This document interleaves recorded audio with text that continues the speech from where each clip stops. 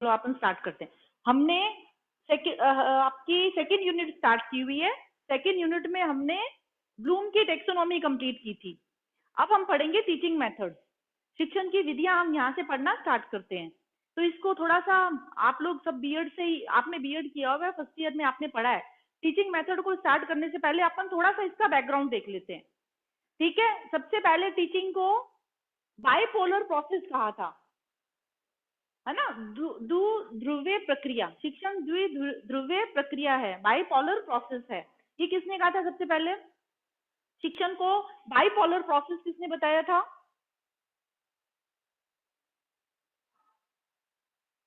बताइए। एडम्स ने बताया था ना सबसे पहले।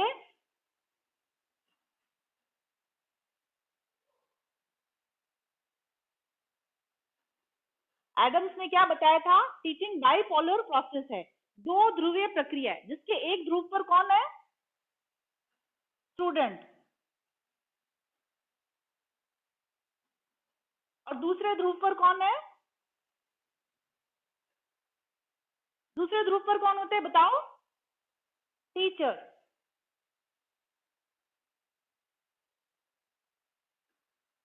एक तरफ शिक्षक और दूसरी तरफ शिक्षार्थी। इस प्रकार शिक्षण क्या, एक द्विध्रुवीय प्रक्रिया है जिसमें परस्पर एक दूसरे को प्रभावित किया जाता है। ये एडम्स ने बताया था। एजुकेशन का जब हम इवोल्यूशन पढ़ते हैं, फिर उसके बाद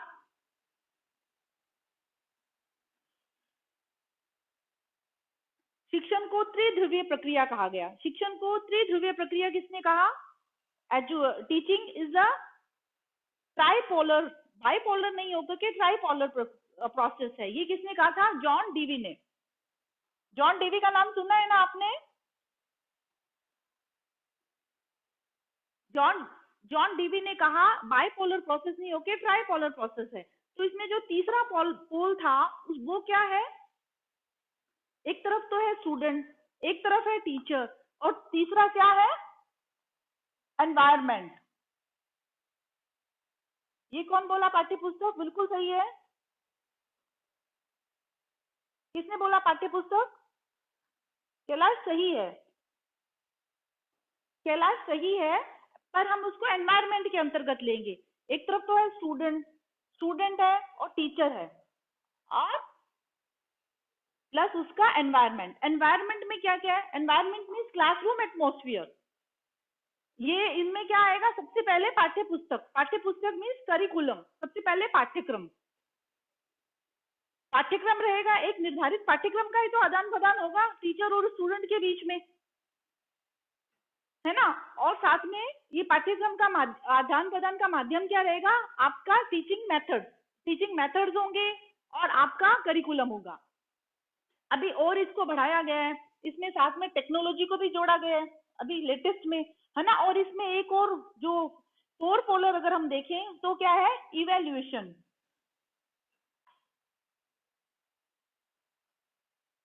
इवेल्युएशन मतलब मूल्यांकन,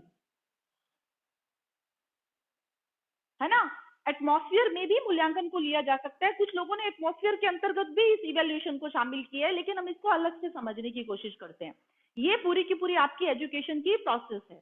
अब एजुकेशन की प्रोसेस में टीचर और स्टूडेंट, स्टूडेंट में अपेक्षित व्यवहारगत परिवर्तन लाना है, हमें डिजायरेबल चेंजेस करने हैं, उसका समाजीकरण करना है, उसको ज्ञान प्रदान करना है, ये टीचर के द्वारा किया जाएगा।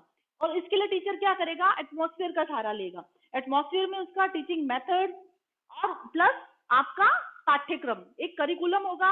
टीचिंग के उद्देश्य होंगे। सबसे पहले तो इसमें क्या आएंगे? उद्देश्य। कुछ उद्देश्य हैं जिनकी पूर्ति के लिए हम पाठ्यक्रम का निर्धारण करेंगे। उन उद्देश्यों के अनुसार हम करिकुलम लेंगे, और करिकुलम को स्टूडेंट तक संप्रेषित करने के लिए हम टीचिंग मेथड्स लेंगे। और फिर साथ में इवेल्यूशन होगा, मूल्यांकन होगा। सतत रूप से मूल्यांकन चलता रहेगा, कंटिन्यूअसली होता रहेगा कि कितना परिवर्तन हुआ है, हमारे टीचिंग मेथड्स कितने इफेक्टिव है, हमारे उद्देश्यों की कितनी पूर्ति हुई है। और ये उद्देश्यों का भी मूल्यांकन साथ में हो जाएगा कि ये उद्देश्य सही है, समाज की अपेक्षाएं आकांक्षाओं के अनुसार है, कि इनमें भी हमें रिफॉर्म करना है। इस तरह से मूल्यांकन सतत सभी स्तरों पर सक्रिय रूप से चालू रहता है। अब देखिए, अब हम जो टीचिंग के मेथड्स हैं, शिक्षण की विधियां हैं, अब अपन जो कि अपना मेन उद्देश्य है टीचिंग के मेथड्स पढ़ना। शिक्षण की विधियों पर ही हम कॉन्सेंट्रेट करेंगे। शिक्षण की विधियों से आप क्या समझते हैं? शिक्षण की विधियां साधन के रूप में हमारे पास हैं। शिक्षण की विधियां वो साधन है, वो मीन्स है जिसके द्वारा शिक्षण के उद्देश्यों की पूर्ति करने का प्रयास किया जाता है। शिक्षार्थी में अपेक्षित जो भी परिवर्तन लाना हम चाहते हैं, वो परिवर्तन हम किसके द्वारा लाते हैं? टीचिंग मेथड से ही लाते हैं। टीचिंग का मेथड मतलब आप जो बताना चाह रहे हो, करिकुलम ट्रांजैक्शन, किस तरह से पाठ्यक्रम विद्यार्थी तक प्रभावी रूप से पहुंचे, उसमें हम टीचिंग का मेथड यूज करते हैं। अब देखिए, मानसिक विकास है, जो मेंटल डेवलपमेंट है, मेंटल डेवलपमेंट किनसे प्रभावित होता है? हमें क्या करना है? हमें विद्यार्थियों का मानसिक संज्ञानात्मक विकास भी करना है। वैसे अभी लेटेस्ट में हम ओवरऑल डेवलपमेंट की बात करते हैं, मानसिक, उसका भावात्मक और उसका गत्यात्मक, तीनों पक्षों की हम बात करते हैं एजुकेशन में। तीनों तरह से जब डेवलपमेंट होता है तो होलिस्टिक पर्सनालिटी डेवलपमेंट होता है। हम अगर संपूर्ण उसका व्यक्तित्व में रूपांतरण की बात करेंगे तो हम तीनों पक्षों को लेंगे। पर मानसिक विकास, जो मेंटल डेवलपमेंट की प्रक्रिया होती है, वो मुख्यतः 3 चीजों से प्रभावित होती है। किससे? नवीनता से, उपयोगिता से और तार्किकता से। ये 3 चीजें होती है जो मेंटल डेवलपमेंट को प्रभावित करता है। मतलब मानसिक विकास,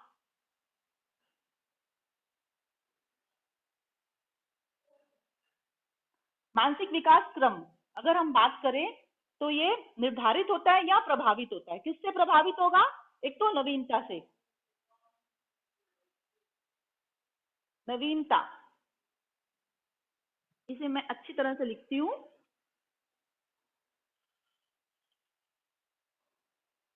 नवीनता से मतलब कुछ नया बताएंगे। अगर हम बच्चे को कुछ नया बता रहे हैं, है ना, तो हम उसके मानसिक विकास को, मानसिक उसमें उसके मेंटल डेवलपमेंट की प्रोसेस को हम बढ़ा रहे हैं, मेंटल उसका मानसिक विकास कर रहे हैं, पर नवीनता बताते हुए। और उसको उपयोगी बनाएं, या उसे आप उपयोगिता के साथ जोड़िए। जो भी आप बता रहे हैं, जो भी आप ज्ञान दे रहे हैं, वो उसके लिए उपयोगी होना चाहिए। उपयोगी होना चाहिए मतलब ज्ञान का व्यवहारिक जीवन में उपयोग होना चाहिए। अगर आप कुछ भी बता रहे हैं, जैसे मैं आज आपको टीचिंग मेथड्स पढ़ा रही हूँ, अगर आप मेरे बताए हुए इन टीचिंग मेथड्स को अपने दैनिक जीवन में उपयोग नहीं करते हैं, आप अपने टीचिंग में इसका उपयोग नहीं करते हैं, तो इसको बताने का कोई मतलब नहीं है। जब तक कि आपको जो भी ज्ञान दिया जा रहा है वो व्यवहारिक रूप में कन्वर्ट हो रहा है, तभी उसका मतलब रहेगा, तभी वो आपको मानसिक विकास तक ले, आपके मानसिक विकास को में वो अपना योगदान देगा, वरना उस ज्ञान का कोई मतलब नहीं है। थर्ड है, लॉजिक होना चाहिए।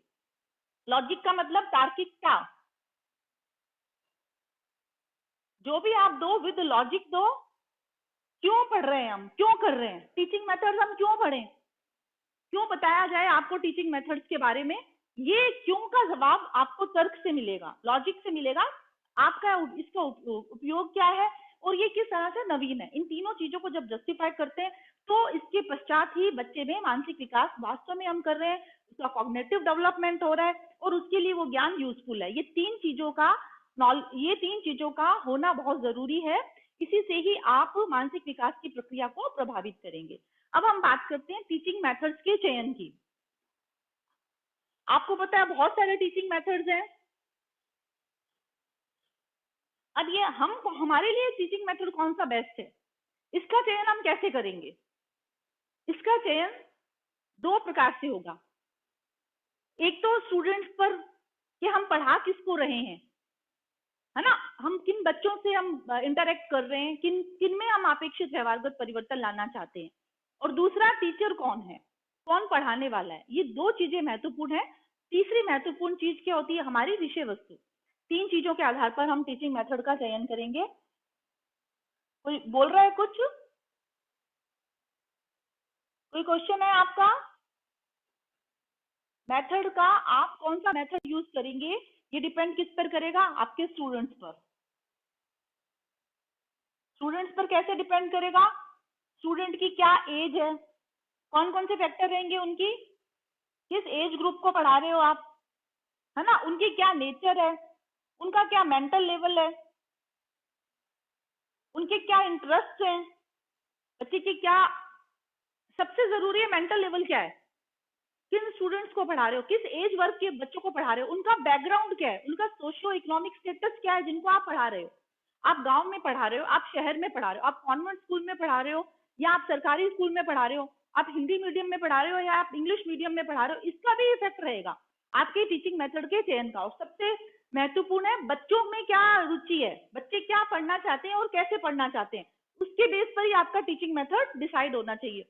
फॉर एग्जाम्पल आप प्रोजेक्ट मेथड से पढ़ा रहे हो, आप प्रोजेक्ट मेथड से अगर आप बोर्ड की क्लास में पढ़ा रहे हो, है ना, आप एक दो टॉपिक साइंस के टॉपिक को ले सकते हो प्रोजेक्ट मेथड से, लेकिन आप अगर पूरा सिलेबस सोचो कि प्रोजेक्ट मेथड से हम कंप्लीट करा दे तो ये पॉसिबल नहीं है, फिर आपका रिजल्ट प्रभावित होगा, आपके जो उद्देश्य हैं शिक्षण के वो आपको प्राप्त नहीं होंगे। ठीक है, फिर सेकंड पॉइंट होता है टीचर।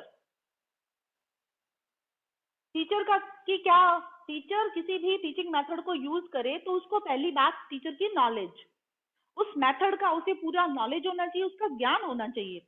दूसरा उसकी कम्युनिकेशन स्किल, टीचर की संप्रेषण की योग्यता, संप्रेषण की क्षमता कैसी है। और फिर तीसरी बात उसका समय, ये तीन चीजें महत्वपूर्ण है टीचर के पॉइंट ऑफ व्यू से, उसका ज्ञान, समय और उसकी कम्युनिकेशन स्किल, कौन से मेथड को वो किस तरह से कितना अधिक प्रभावी रूप से पढ़ा सकता है, टीचर की अपनी एफिशिएंसीज इसमें काउंट होती है। देन नेचर ऑफ करिकुलम, आप जो पढ़ा रहे हो तो टॉपिक कंटेंट कुछ भी ले सकते हो आप, कंटेंट करिकुलम, करिकुलम उसका क्या नेचर है। फॉर एग्जाम्पल अपन अपन बता रहे हैं गैस, कोई ऑक्सीजन गैस या हाइड्रोजन गैस कैसे बनाया जाए, उसकी बनाने की विधि, और मैं उसमें लेक्चर मेथड यूज करती हूँ, तो क्या वो प्रभावी होगा, बताइए। उसके लिए ज्यादा इफेक्टिव मेथड, बिल्कुल सही, तो हम उसको अगर प्रयोगशाला विधि से पढ़ाएंगे तभी वो इफेक्टिव रहेगा, चाहे मैं उस पर कितना अच्छा लेक्चर दूं। कहने का मतलब है कंटेंट का नेचर और उद्देश्य क्या है आपका, ये दोनों चीजें देख लीजिए, टीचर अपनी खुद की एबिलिटी देख ले और स्टूडेंट को देख ले, इन तीनों के बाद ही आप डिसाइड करो कौन सा कंटेंट हमें कैसे पढ़ाना है। ये तो मैंने आपको जनरल बताया टीचिंग मेथड्स के बारे में। अब हम एक एक मेथड लेंगे और उनको हम डिटेल में पढ़ेंगे। आज हम स्टार्टिंग करेंगे प्रयोजना विधि से। प्रयोजना विधि आपने लास्ट ईयर पढ़ी होगी, प्रयोजना विधि के बारे में आपने पढ़ा है, प्रोजेक्ट मेथड, बताइए। प्रयोजना विधि के बारे में आपने पढ़ा है पहले स्टूडेंट्स, तो आप क्या जानते हैं प्रयोजना विधि के बारे में।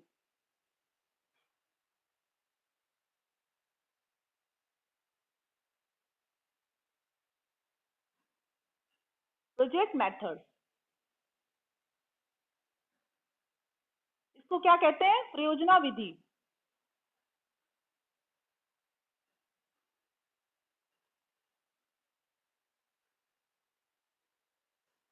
चलिए हम स्टार्ट करते हैं। प्रयोजना विधि सबसे पहले ये आई कहां से, इसका कॉन्सेप्ट कहां से आया, एजुकेशन में।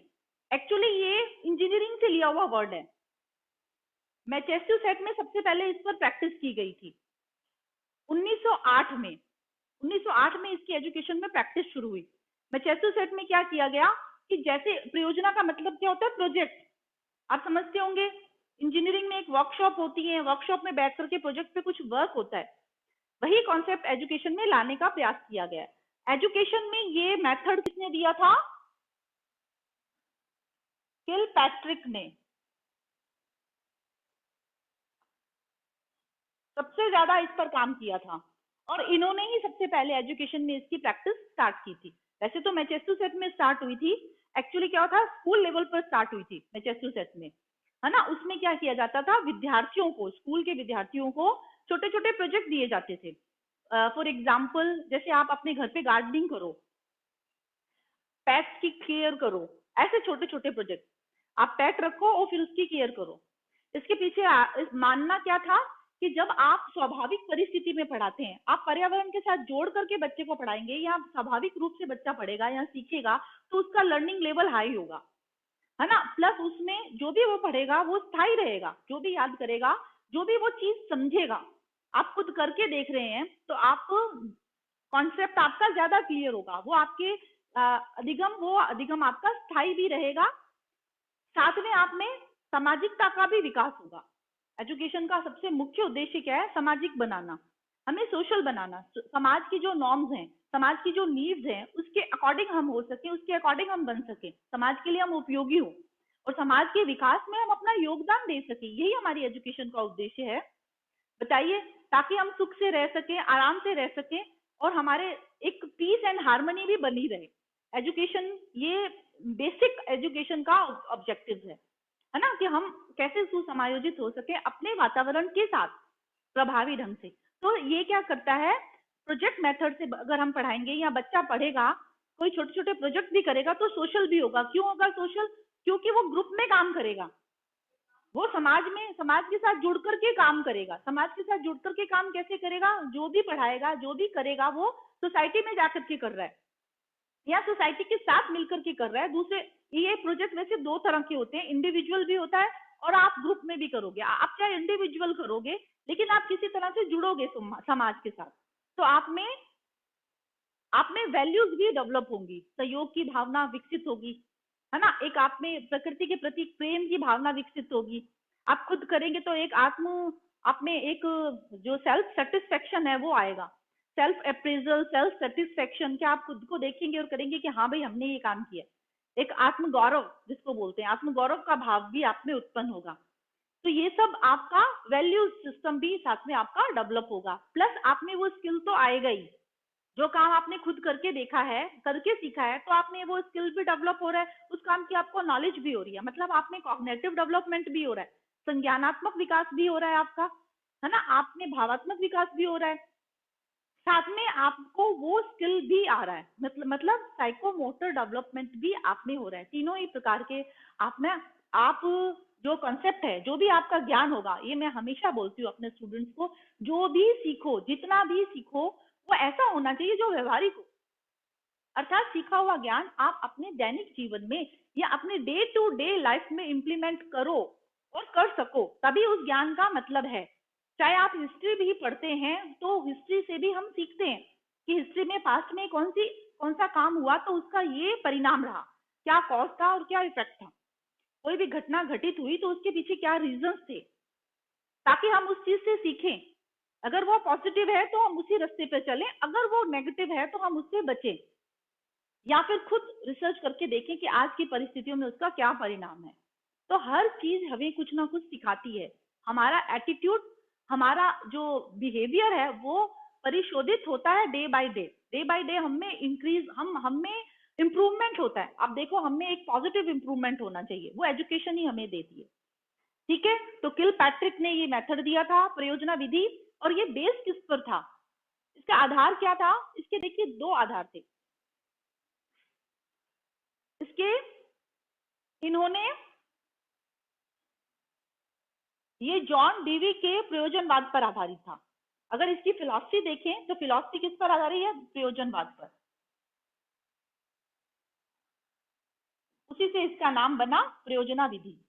और अगर इसको साइकोलॉजिकल देखें, ये तो है फिलॉसफिकली इसका बैकग्राउंड, अगर इसका मनोवैज्ञानिक आधार देखें तो मनोवैज्ञानिक रूप से ये किस पर बेस थी? थॉर्नडाइक की, थॉर्नडाइक नाम सुना है आपने?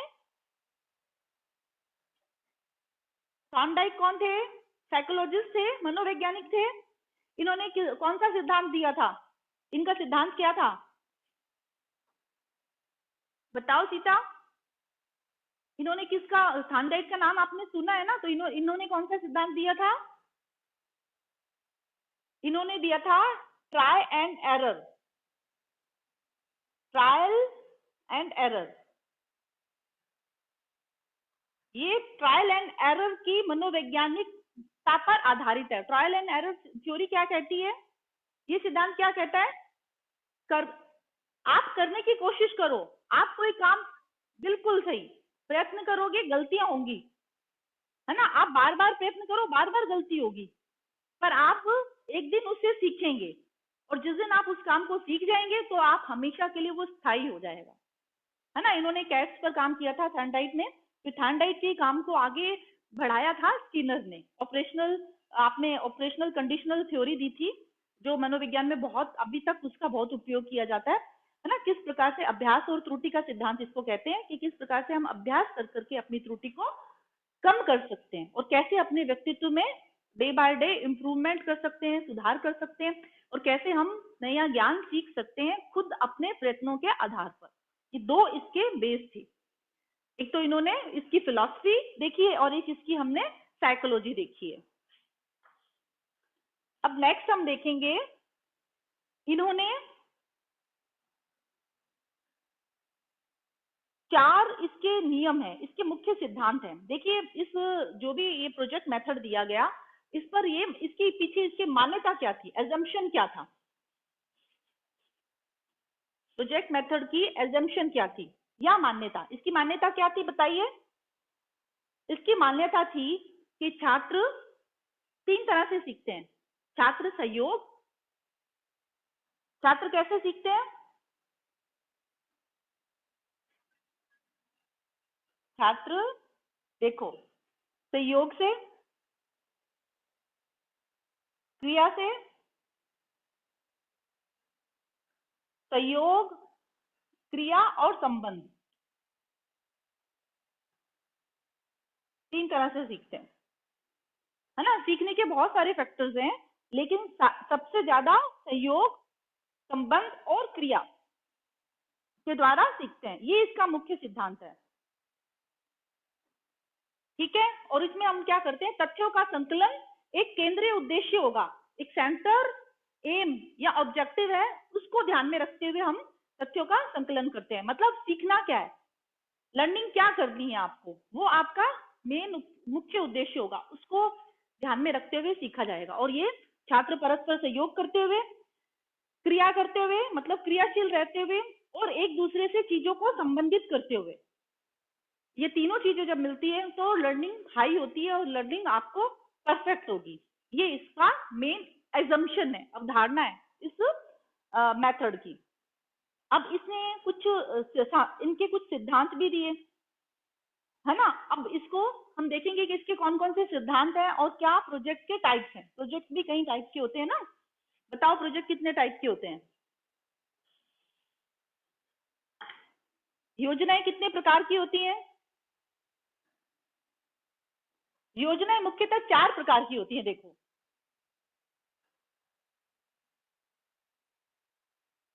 ठीक है, सबसे पहली कौन सी होगी, या तो रचनात्मक प्रकार की होगी,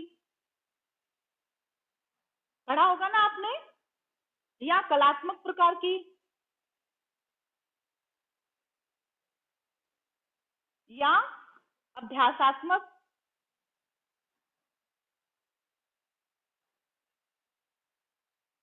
या समस्यात्मक प्रकार की।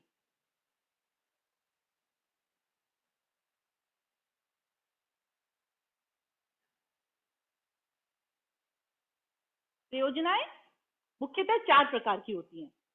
अभी देखियो, रचनात्मक प्रकार की योजना परियोजनाएं कौन सी होंगी बताइए, जिसमें कुछ रचना होती है। वेरी गुड, जिसमें कुछ क्रिएटिविटी होगी, है ना। रचनात्मक प्रकार की, जैसे कुछ प्रोडक्शन होगा, जिसमें जिसमें कुछ उत्पादन होगा, है ना। जिसमें जैसे बागवानी है, आप एग्जाम्पल के लिए लिख सकते हो, बिल्कुल। बागवान कुछ प्रोडक्शन, कुछ भी प्रोडक्शन आप करो, कोई प्रोडक्ट बना रहे हो, कोई टॉय बना रहे हो, कोई चीज जिसमें अपन रचना करके दिखा रहे हैं सामने, कोई प्रोडक्शन के रूप में ये चीज सामने आएगी, वो होगी रचनात्मक प्रकार की। ठीक है, इसमें रचनात्मक प्रकार के और एग्जाम्पल दो। मेरे ख्याल से सफिशियंट है, समझ में आ गया। बागवानी अच्छा एग्जाम्पल है, जिसमें क्योंकि बागवानी कर रहे हो आप, खेती कर रहे हो, प्लांट कुछ कोई आप लगा रहे हो, या फिर कुछ उगा रहे हो, जैसे पालक उगा रहे हो, या छोटी मोटी कोई भी चीजें जिसमें आप प्रोडक्शन करके सामने रख रहे हो, है ना। सॉफ्ट टॉय भी हो सकता है, कोई प्रोजेक्ट बना रहे हो, बिल्कुल प्रोजेक्ट भी इसमें आ जाएगा, है ना। साइंस का कोई प्रोजेक्ट आप बना रहे हो, टाइम आउट हो गया, तो साइंस का प्रोजेक्ट भी इसी में आएगा। ये होगा आपका रचनात्मक प्रकार का। फिर सेकंड रहेगा कलात्मक प्रकार का। कलात्मक मतलब जिसमें कुछ कला हो। उसका क्या एग्जाम्पल है? आप कोई राइटिंग कर रहे हो, आप कोई कविता लिख रहे हो, कोई नाटक कर रहे हो, ये इसमें आपकी कोई, जिसमें आपकी कोई कला दिखे, एस्थेटिक वैल्यू जिससे डेवलप हो। आपकी कोई कविता हो सकती है, कोई नाटक हो सकता है, कोई कहानी हो सकती है, कहानी बनाना भी हो सकता है। आप डिजिटल रूप में इन चीजों को डेवलप कर रहे हो तो वो भी कलात्मक प्रकार में आएगा। फिर आएगी अभ्यासात्मक प्रकार की। अभ्यासात्मक प्रकार की मतलब जिसमें आपका साइकोमोटर स्किल डेवलप हो रहा है, मतलब आप में गत्यात्मक कौशल विकसित हो रहा है। फॉर एग्जाम्पल, आप बाइक चलाना सीख रहे हो, आप ड्राइविंग सीख रहे हो किसी भी प्रकार से, चाहे आप साइकिल चलाना सीख रहे हो तो वो भी अभ्यासात्मक में आएगी। आप स्विमिंग सीख रहे हो, आप कोई गेम सीख रहे हो जिसको आप अभ्यास से सीखोगे, बार बार करके कोई स्किल आप ले रहे हो, आप अपना कोई शारीरिक स्किल डेवलप कर रहे हो, हस्त कौशल डेवलप कर रहे हो, वो सारी अभ्यासात्मक प्रकार की प्रयोजनाएं होंगी। फिर सबसे इंपॉर्टेंट है समस्यात्मक प्रकार की।